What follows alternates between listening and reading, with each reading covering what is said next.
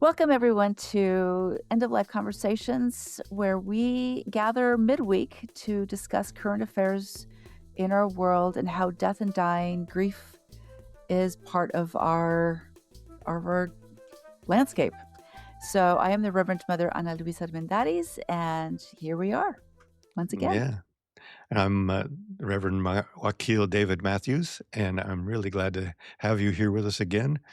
We always look forward to this because there's so much going on, and it's a chance for the three of us to really kind of walk through this together. And I know a lot of you are also probably feeling a lot of what we're going to talk about today. Mm-hmm. I am Sam Lee Zemke, editor et al. Here and elsewhere. And yeah, we're very excited to talk with you today. So excited that we had to remind ourselves to start recording before we got too into the That's juicy right. bits. That's when right. Often happens. It does. Yeah, we just can't help ourselves. Mhm. No, but today we were talking about war and the death, dying, grief that is attributable to this almost now ever-present activity that world leaders deem important to our lives. So, yes, we had just started chatting about the war in the Ukraine that has just passed its 4-year mark, and how I was reading an article about how people's lives have been changed from this constant, perpetual bombing that they have in these towns and cities across this country. And I noted that there must be a lot of grief with regards to the dreams of families and what they had hoped to, the lives that they had hoped for, their sons that may be dead, their children who have been robbed of a very sweet and simple, formative time. That was how what I brought to this. Yeah. And I was looking at a picture of Tehran that somebody posted, and what was impressive about it was, this what they said on the picture was, this is a city.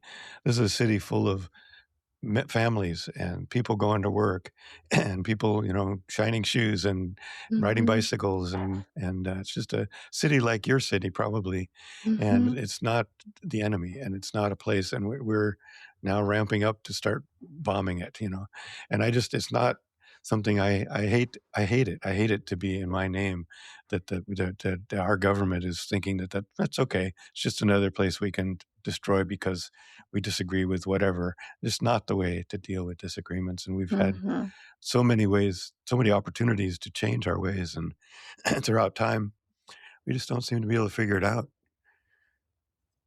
It's I have grief just for the fact that as human beings, we can't seem to stop beating each other up, and Mhm. on low, small levels and great levels.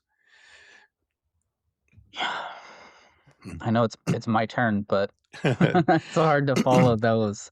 No, but Um, that's a good response. Just yeah, Yeah. it's I'm feeling that too, though, Sam. As we just started, I'm like, it's a weight. It's a very big weight. Not only acknowledging what others across the world experience on a moment to moment basis in their day to day lives, but us as witnesses and what we encounter in our feelings. I mean, I think we probably read the news and we go through it and we spend a moment, but then it's like we're cast into the next article with the next war and the next fray that is happening. And it's overwhelming and it's deeply troubling, as Wakil said, like, we didn't choose this for others. And how can we get it so wrong time and time again? Yeah. And you were before we started recording, you were talking about the privilege of not having it at our very doorstep. It's closer. It's Mm-hmm. closer than it has ever been in this country, maybe, except civil war, or um, Or the towers of or 9/11, right? Like that happened right, that, right, but it was or just like a, for our non-white, brothers and sisters who live in this mm-hmm. occupation all the time. Um, but there's a back edge to that sword of not having it as close on your doorstep, and there's a lot of study and discussion that I've encountered around the, I guess I call it a trauma or the grief of living in the imperial core, Hmm. of living and benefiting from the actions of empire and Yeah. the terror of empire around the world, and being in the place that benefits of it and having such a limited impact on how that plays out, and not agreeing with it, Mhm. and thinking about how atomized and divided and disempowered we in America have become. Um, Yeah. Yeah. I'm gonna just come in because I'm the contrarian of this bunch. For my own peace of mind, I want to also note, Sam, yes, America connotes North America, Central, and South, and it really upsets me when I hear people consider the United States as American. So, just point of thank you. notice. Thank you Yeah. for correcting me on that. I Yeah. think that's something that's very uh, worthwhile to be like reminding us in our consciousness as Right. It things happens in our continents, across. Oh, right? yeah. Yes, I it hear it all the Right. time. The Yeah. you hear it all the U.S. time, and centrism. I I get think very of it tired too. of saying it to people because it's like death, dying, and Yeah. white supremacy. They're sick of me, but I'm just like, it is a thing, and it is the Yeah. United States. We do have that privilege Yeah. to keep Yeah. thinking of us as the only As America. Americans. The only America. Hmm. Yeah. Estados Hmm. Unidos. Yeah. Yeah. Well, and Oh, I think that part of the grief, the inner grief for those of us who are living in empire, I love that I do perspective, too. is Hmm. is that we can now more than ever experience, vicariously, what's going on around the world. I think maybe in the past, maybe when our grandparents were growing up, they didn't see it so in their faces. Like Close. we had this episode a Hmm. while back about tragedy in our pockets, right? Mm. Nowadays, we can look at our phones, or we can look at the computer, or we can look on Hmm. the news, and we can see the bodies, and we can see Hmm. the horror and the children, and really, I think it's deeper. I don't know, maybe not. Maybe people felt it just as well because they were smart enough to know, but I think there's something about that that's just really, really ripping us apart inside that we maybe don't even recognize Mm. because are so exposed to the horrors going around, and here we are sitting fat and happy, and and nobody's bombing us, and Hmm. even I've got a friend who's in Puerto Vallarta right now, and we just read about Puerto Vallarta being under siege and people having to stay home. Our poor our poor white friends who are what would we call them? They're Illegal immigrants. illegal immigrants. Yeah. Illegal immigrants in the Yeah. expat Yeah, community. the There you expat go. illegal immigrant community, who are poor people. They're having to hide out because, outdoors in their town right now and all over Mexico right Right. now, there's a war going on with the cartels because they're pissed off that the government actually shot one of their leaders, Um, And also, they got shot because the US is aiming to invade. Like, yeah, it's a hard spot to be in. Like, exactly. Yeah, that's what motivated the mhm, government to say, "Oh, well, don't invade us because we're taking care of this." So, mhm, they mhm. aren't. You can tell that they really aren't taking care of it. And there's a long, long history there of the cartels and the government trying to, not for a while saying, "Oh, well, we just kind of live hand in hand, or, better than having a war." And now it's back to war. And probably, Mhm. yeah, I think you could directly relate that to the United States bullying that we've Ripples been. of chaos. Yeah, yeah, Yes, and I mean, we're very complicit yeah. in all of that. It's the US government pushing, it's the US, uh, you know, drug, obsession. It's it's we really are there is grief around watching this happen and recognizing that it is completely our fault, ours as a community of this country, And, where is where is the government for the people, by the people, right? Like, I feel so far away from this. The grief of being so powerless to say no more, not in my name. Yeah. Let's figure out this drug issue, like, for reals now, not Yeah. just, turn our blind eye or castigate all these folks, but take care of the needs that create this addiction. Yeah. Yeah. Yeah. There's an addiction. It almost feels like one of the biggest addictions in our world is addiction to fighting with each other. I remember at one point I was thinking, this has gone on for as long as there's been humans, pretty much. Even, in tribes fought with each other over land or over food or whatever. And I remember reading and thinking about, well, okay, is there a place at which that starts? And I think there's anthropological studies that, when you get more than this many people too close together, Oh, it's they the they mouse start thing too, they right? start They eat each arguing. other. Yeah, they stay right. They Yes. start fighting with each other over food or whatever. Mhm. Um, so what that indicates to me is that we just haven't grown up. We're still in the Toddlers. teenage or younger. We're still in that kind of beginning phase of being human.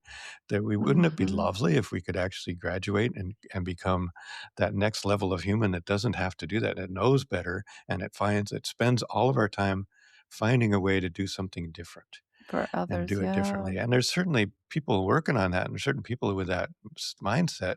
But as you said, we feel so powerless when the authorities And the do, empire. are doing the opposite and are just so wrapped up in greed and fear and, well, using fear to justify their greed.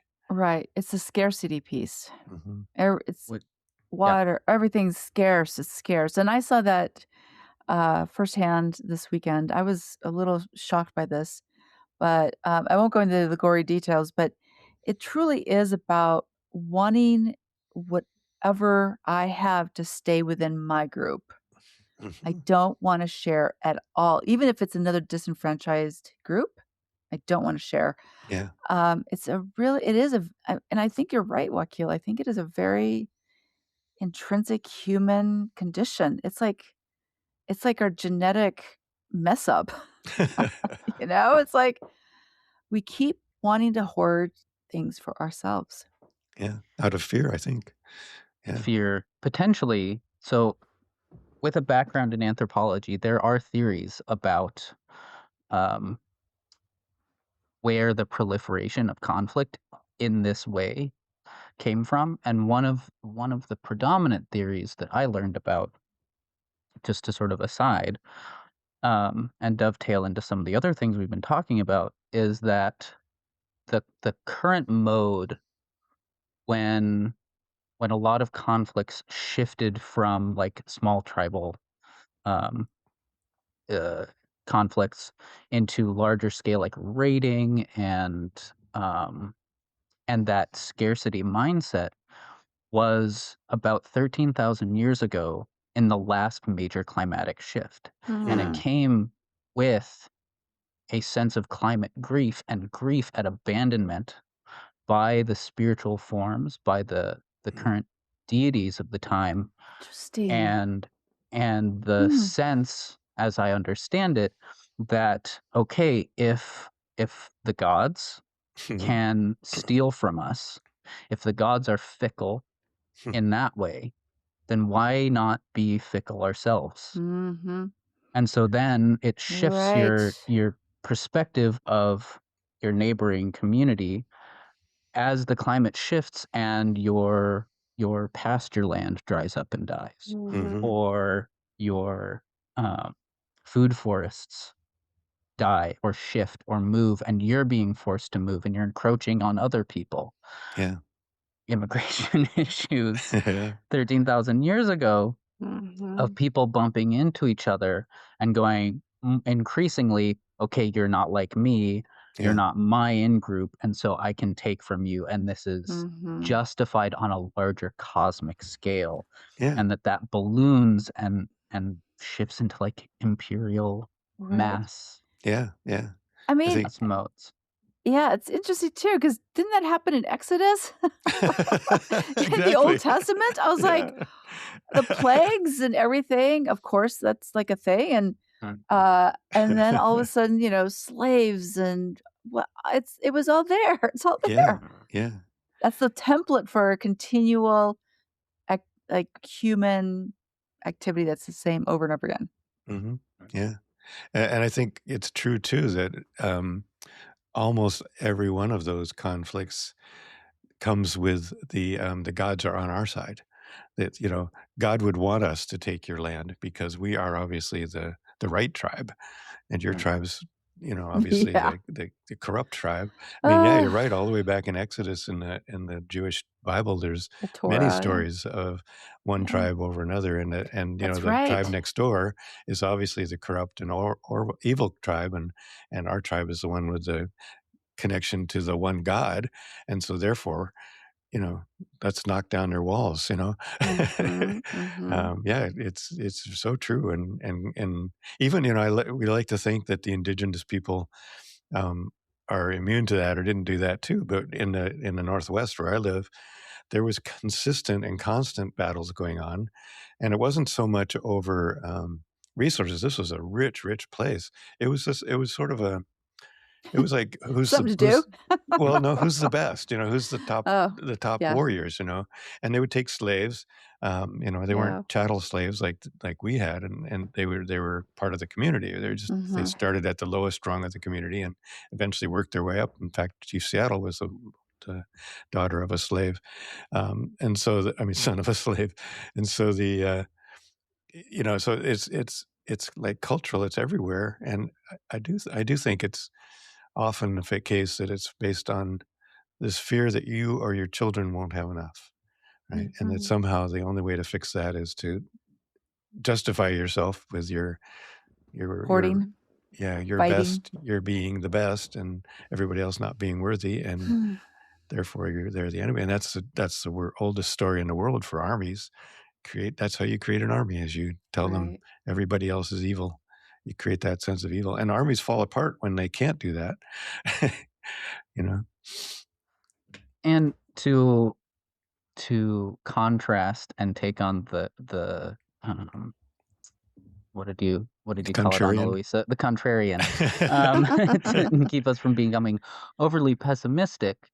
The There is the other side, and maybe it's the growing out of the adolescence that Yeah. Mhm. humanity is experiencing, and maybe it's the growing interconnectedness, but there's a lot of evidence being found now that reality is quite counter to that narrative, that when stuff gets rough, we eat each other. Mhm.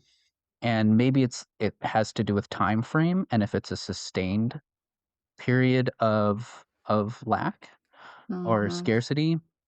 But you look at, um, like Hurricane Katrina and all of these natural disasters and the way that communities band together. I mean, the flooding in North Carolina last year, Right. Mhm. Minneapolis currently, Yeah. is Right. people, when when the stuff hits the fan, people often band together and share resources Yeah. and show up in those Yep. ways.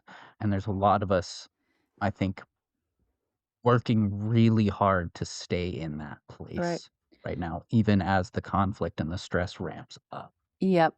Uh, wasn't there a Star Trek episode with Q? This is exactly what was going on. I think I remember that I one. think it's the first episode of Star Trek: The Next Generation where humanity is put on trial Yes. for their It's not the uh, first episode, but he comes I mean, there's conflict. there's Yeah. yeah. Yeah. But that is very true. Like, when that starts happening, how does humanity support each other? I will say it's also really hard because I mean, this is a really great conversation and I think about this so much. I spend Sundays making food and giving it away for our unhoused populations. And every week, we have certain folks who show up time and time again. This weekend, I've been thinking about this interaction with this person because they came in. and very much, and I understand, like, things get stolen a lot for these folks, so there's a lot of, like, I need to hold on to what I get, Yeah. and so this person was, like, hollering a lot, making sure, like, their stuff was not touched by anybody, and, I was like, "Okay," and then was very upset when, we couldn't give them money for cigarettes, Hmm. and it was, like, a very strange moment for me because, um, we do show up for people. We're trying to show up as on the Maslow level of need, right? Like Mhm. food, shelter, trying to get people health care, whatever. But humanity asks for more every single time. Like Hmm. we beggar for more even though we have what we need. Mhm. So I'm like, I mean, I can find times I've done the same thing, like, "Can I just have one more of that cute swag that you just set out?" Why? I don't know, right? Like, but it is an intrinsic, uh, it's a weird thing. It's a Yeah. very weird thing. Yeah. I think it ties into that feeling, the pervasive feeling of scarcity Yeah. Yeah. that Yeah. especially our homeless neighbors and community experience on a um, daily basis. Right, And we're all in the soup. Our entire right. culture is based around scarcity. But don't you think our current acting president, I say acting, pretending Mm. president, also has that issue. Oh, In yeah. spades. It's in In space, right? spades. Like, there Yeah. was something about that need to have more, more, more, more, gild everything in gold. It is very strange to me that Yeah. it is over the top. It is a need. Yeah. Mhm. His whole, that whole gang is steeped, and they've actually created a whole culture around, the only way this is gonna work is if we are the boss, if we have everything, if we have all the money, if we have all the resources. It's like Um, dragon minds. yeah, and Yes. it's become institutionalized, really. That's this for them, this whole sense of, and there's, of course, many, many old books about, back when and the Germans went through this. In fact, I just read something from one of the a German author saying, "You guys are doing this sounds way too familiar. Yeah. Let me just school you a bit. You're Uh, going down a road you're going to end up in history being the one of yep, the horrors of history, yep. because that's what we did and that's what we ended up being. Don't do this, But yeah, I think, and I think that also what you guys were talking about, this sense that, we look around and we feel this so deeply. Um, and I mean, we look at the earth too. We talked, Sam, you had a quote you were talking about earlier about the way the earth, and in all these wars, you look at the Ukraine, um, you look at, even Puerto today, there's smoke filling the air, right? It's destroying the planet. It's not Mhm, just destroying each other. I mean, that's of course horrible enough that children and mhm, women and men and boys and girls and everybody are dying or getting sick or being injured, but the planet is being destroyed. We're watching the mhm, planet fall. mm, Ukraine is a wasteland in many, mhm, many places right now, and it's going to take thousands of years to actually recover from mhm, that. Right. mhm. And Whether it's negligent or intentional, as you speak, I'm reminded of the images um, of olive trees being burned and yeah, poisoned and dug up yeah, in Palestine, yeah, and the Mhm. mountains of buffalo skulls yeah, on this land, That's yeah, right. and the ecological damage. I do have something to read about that yeah. Please from do. that book, and just before I read that, draw the parallel because it talks about clear cutting a forest, Hmm. and so there is the like literal clear cutting of a forest and the tragedy and grief around that. And I think there is a symbolic parallel between the mind that can clear cut a forest and the mind that can clear cut human beings. It is Mhm, of the same root. mm. Yeah, yeah. Ow, That makes What a me shudder. person what a person feels when they unexpectedly come upon a human-damaged forest is a combination of two things: the kind of wound and its ramification that touches them, and the particular climate of mind of the people who destroyed the wholeness that was once present. Hmm.